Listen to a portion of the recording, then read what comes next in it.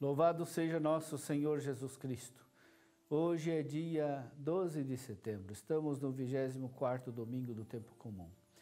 O evangelho de hoje é de Marcos, capítulo 8, versículos 27 a 35. Naquele tempo, Jesus partiu com seus discípulos para os povoados de Cesareia de Filipe. No caminho perguntou aos discípulos: "Quem dizem os homens que eu sou?" Eles responderam: "Alguns dizem que tu és João Batista, outros que és Elias, outros ainda que és um dos profetas." Então ele perguntou: "E vós, quem dizeis que eu sou?" Pedro respondeu: "Tu és o Messias." Jesus proibiu-lhes severamente de falar a alguém a seu respeito. Em seguida começou a ensiná-los dizendo que o Filho do Homem devia sofrer muito, ser rejeitado pelos anciãos, pelos sumos sacerdotes e doutores da lei, devia ser morto e ressuscitar depois de 3 dias. Ele dizia isso abertamente. Então Pedro tomou Jesus à parte e começou a repreendê-lo. Jesus voltou-se, olhou para os discípulos e repreendeu a Pedro, dizendo: "Vai para longe de mim, Satanás, tu não pensas como Deus, e sim como os homens." Então chamou a multidão com seus discípulos e disse: "Se alguém me quer seguir, renuncie a si mesmo, tome sua cruz e me siga. Pois quem quiser salvar sua vida vai perdê-la, mas quem perder sua vida por causa de mim e do Evangelho vai salvá-la." Meu irmão, minha irmã, a confissão de Pedro não deve ser atribuída somente a Simão Pedro. Ele confessa em nome do grupo dos discípulos. Ele é o porta-voz de todos. Ele exprime o que é a fé de todos. Mesmo que seja uma fé ainda imperfeita, Pedro exprime uma fé genuína em Jesus. Os discípulos já estão convivendo com Jesus há um bom tempo e, por isso, chegou o momento em que precisam se decidir com clareza e de maneira pessoal a quem eles estão seguindo. O que é que eles reconhecem em Jesus? O que eles recebem de Jesus? É muito provável que os discípulos tenham se perguntado sobre a identidade de Jesus desde o início. Eles se surpreendem com a autoridade com que fala, com que cura os doentes, com que expulsa os demônios e perdoa os pecadores. Quem é, afinal, esse homem? Entre as pessoas correm diversos boatos sobre Jesus.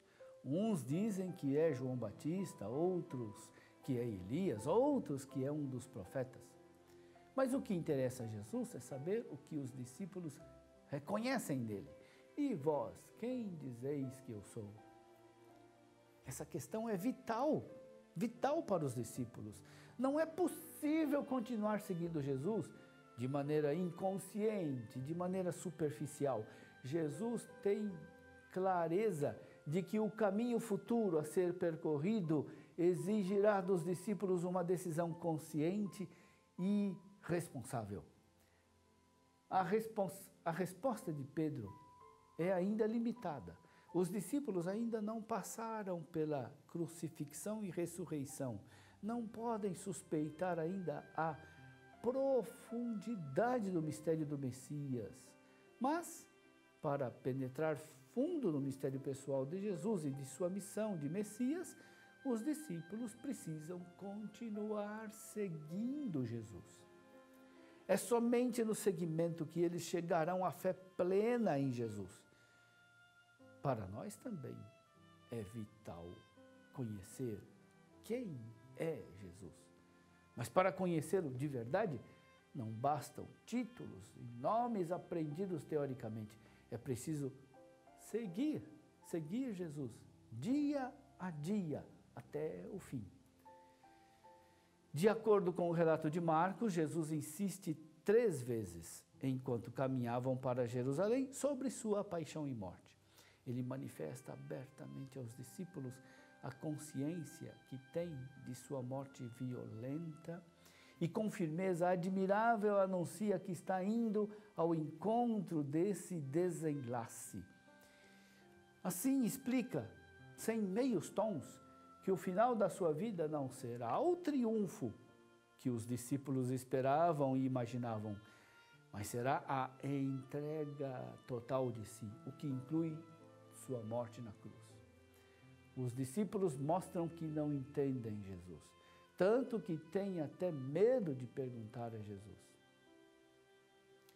Parece até que eles preferiram não mexer em algo que eles intuíam muito perturbador e que exigiria uma conversão profunda. Com efeito, eles se demonstram apegados aos sonhos de glória, de honra, esperam ainda receber de Jesus privilégios e vantagens. Por isso eles, mesmo que Jesus tenha anunciado sua paixão e morte, eles continuam discutindo quem é o maior entre eles. Ficam calados quando Jesus lhes pergunta: o que discutíeis pelo caminho? A discussão devia ter sido muito animada e acalorada. Os discípulos guardam um silêncio envergonhado. A pergunta de Jesus parece ter feito os discípulos caírem na conta do absurdo daquela discussão.